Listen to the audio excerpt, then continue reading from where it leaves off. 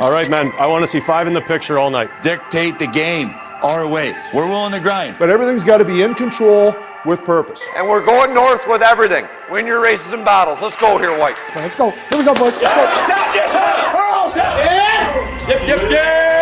Oh, here we go. Let's go, baby. It's gonna be a whole vibe tonight. Me and my bros gonna slide tonight. It's gonna be a whole vibe. It's gonna be a whole vibe tonight. Shoots the the moves like Jagger! Hemmerling shoots and scores! Wait, you know it's not a debate. I'm gonna be one of the greats. You know, we all want to work hard and you know, the end goal is to win. Everyone's really excited to be back, just knowing what we did last year. We have a really deep group, I think an older squad. We've been in those pressure situations and now it's time to execute. It's gonna be a whole vibe tonight. Me and my bros gonna slide tonight. It's gonna be a whole vibe. It's gonna be a whole vibe tonight. One-timer, he scores! Here's a chance for Ulrich. Great save, Mennigan. Gets the shot, scores! It's gonna be a whole vibe tonight. Me and my bros gonna slide tonight. It's gonna be a whole vibe. It's gonna be a whole vibe tonight.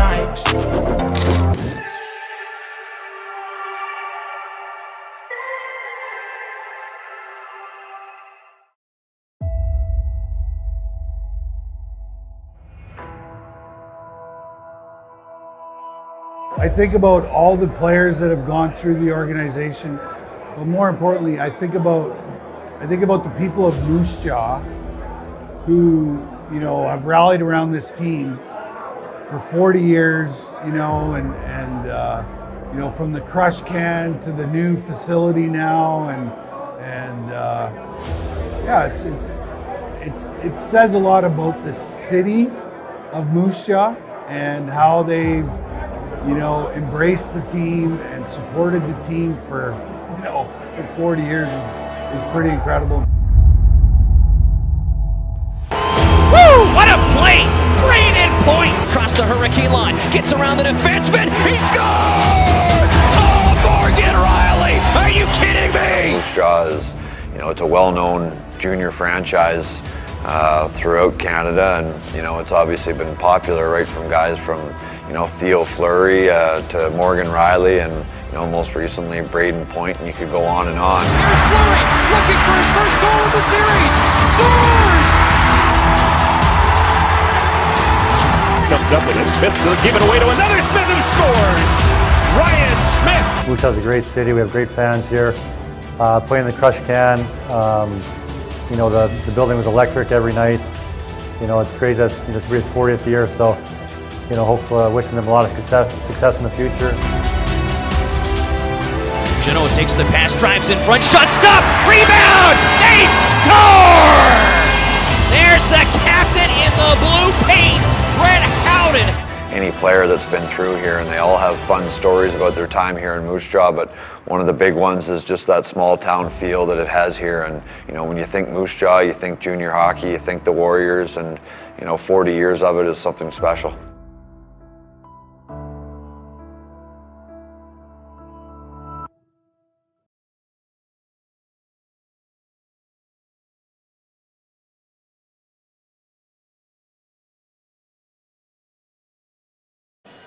For 40 seasons, the Moose Jaw Warriors have been an integral part of the Moose Jaw community's fabric. The organization hit a significant milestone this season as it celebrates 40 years in the friendly city. From the crush can to the hangar, the Warriors have worked to bring fans to their feet, and now they're prepared to do it all again here in 2023-24. Hello, I'm Marc Smith, and welcome into downtown Moose Jaw for tonight's home opener between the Warriors and the Brandon Wheat Kings. This is IKS Media Warriors Live. We'll bring you a look into the Warriors each and every home game with coach, player interviews, as well as features that go behind the scenes for the organization. But now, let's turn our attention to tonight.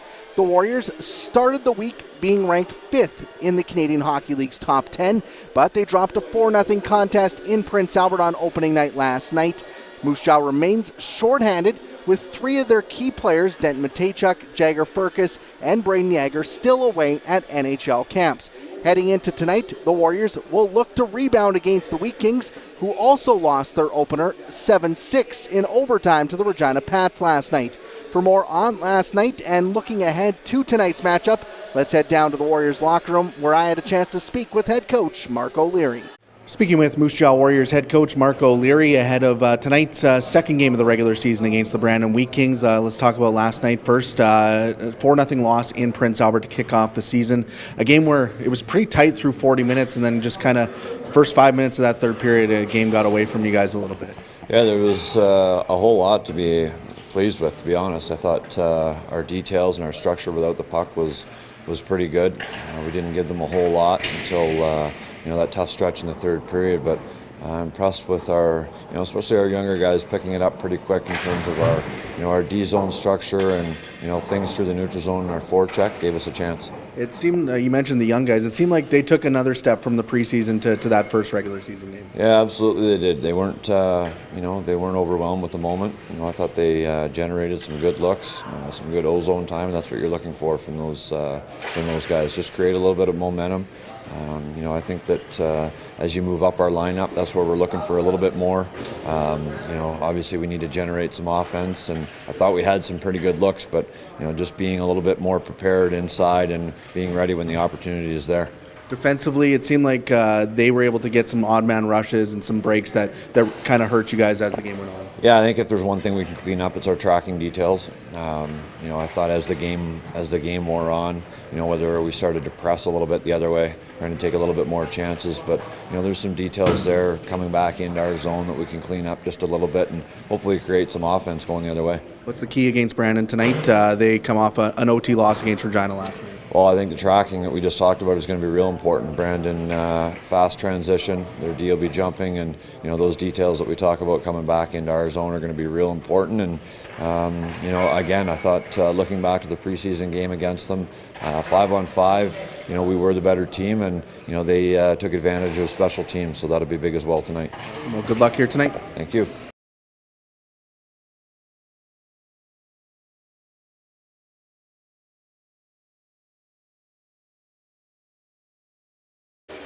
Thanks to Warriors head coach Marc O'Leary for joining us here on the pregame show. We'll hear from him again after tonight's game on the postgame show. When we come back, I'll speak with Warriors second-year forward Ben Reich, get his thoughts on going into the home opener here tonight. That's next on IKS Media Warriors Live.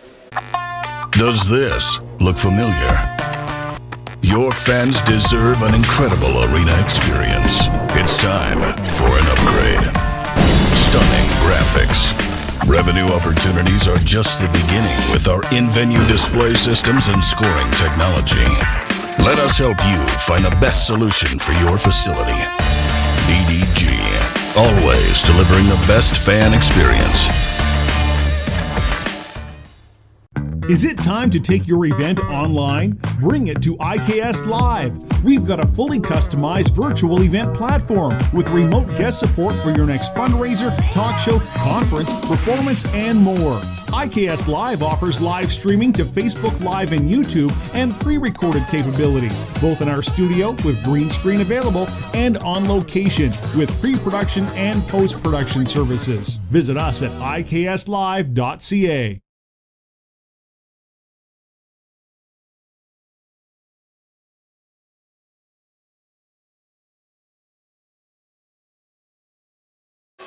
Welcome back into the hangar as we continue to make our way towards puck drop between the Warriors and the Brandon Wheat Kings here in the home opener for the Warriors this season. Let's head down to the Warriors locker room once again, and I had a chance to speak with second-year forward Ben Reich. Speaking with Moose Jaw Warriors forward Ben Reich before tonight's game against the Brandon Wheat Kings, the home opener for the team here tonight. How much you guys looking forward to getting out here in front of the hometown crowd after opening up the season last night? I think there's a lot of excitement in the room. We're ready to open this 40th season, and we know we've got a great team here, and we're ready to get going. Does the team? It's the 40th year, as you mentioned. Does the team put some special importance on playing well this season because of that? I think so. I think we want to do well every year, obviously, but I think little added oomph in our step and a little more excitement just because that 40th hype, and yeah, I think we're all really excited. For sure. Looking back to last night, 4-0 loss in Prince Albert. What didn't you like about that game, and what did you like about your guys' play up there? I thought we had a really good first two periods. We played real solid and didn't let a whole lot, and for what we did let, we made up for on the offensive zone. So, but then that third period came around, we let a couple quick ones in, and then we kind of just went downhill from there. So I think we play a full 60, and that's no problem in that game. What do you guys have to do to maybe generate a little bit more offensively as well? There was chances last night, but just maybe finishing a little bit. I think for us, it's getting inside the house, getting pucks to the crease and banging away. Not every goal is going to be pretty, so we got to score some greasy ones and then get rolling. Wheat Kings are a team you guys saw to end the preseason. What do you guys have to do to have success against them? I think they're pretty similar to PA, so getting pucks inside and just bang away. Awesome. Well, good luck here tonight. Awesome. Thank you.